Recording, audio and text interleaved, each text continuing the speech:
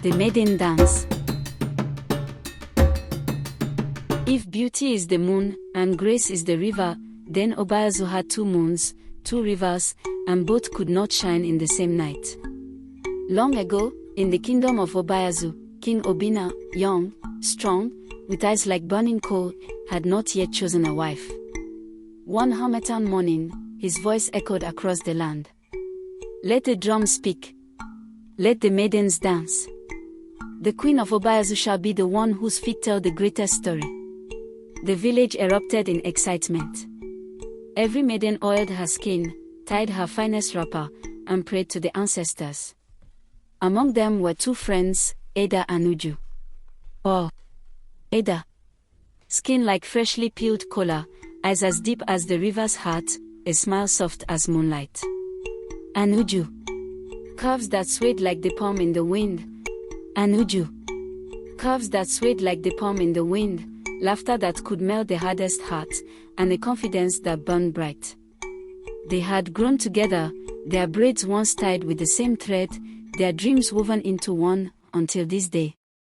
The drums began, doom doom, to doom doom. The flutes cried.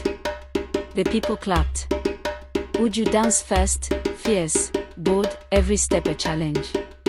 She spun like a whirlwind, her hips singing to the crowd. Men roared, women gasped, and she left the stage with pride burning in her eyes. But then, Ada stepped forward. She moved like water slipping over smooth stones. Her arms painted stories in the air, her feet whispered to the ground. She was not just dancing, she was speaking to the spirits. The air grew still, even the drummers forgot to beat. When she stopped, the silence broke into thunderous cheers. King Obina rose, walked past every maiden, and placed the royal coral beads around Ada's neck. "This is my queen," he said, his voice heavy with certainty. And in that moment, friendship died. Uju's smile became a blade. Her heart, a burning coal. She hid her envy behind kind words, waiting, watching. Then one quiet evening, she lured Ada into the forest, claiming she knew a place where rare flowers bloomed. Ada followed. Trusting, innocent. But in the shadow of the tall trees, Uju struck. One push, one scream, and Ada fell into the ravine. By morning, the village wept. The king mourned. The earth swallowed the truth. Believing Ada gone, Obina married Uju to keep peace in his heart and in the land. But Ada did not die. She awoke in a smoky hut deep in the forest. A bent old woman, Mama Neka, the healer the world had forgotten, tended her broken body. Moon after moon, she healed, her wounds closing, her spirit sharpening into steel.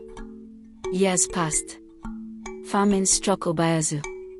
The rivers turned to dust, the bounds grew empty, and hunger sat at every doorway. Then, one day, a caravan of wealth rode into the village, carts heavy with grain, yams, and palm oil. At its head rode a veiled merchant. "I can save your people, but the price is your queen. Remove her, and I will choose another." Desperate, the king agreed. The day of the replacement came. The square was full. The merchant walked to the center, pulled away her veil, and gas tore through the air. It was Ada. Her voice cut through the silence. "The queen you crowned tried to kill me. I was saved by the forest mother, and I returned not for revenge, but for justice, and to feed the people she let starve." The elders judged. The people roared. Uju was dragged from the palace, stripped of her crown, and banished beyond the kingdom's gates. And so, Ada, the woman who danced with the spirits, was crowned once more, this time as both queen and savior.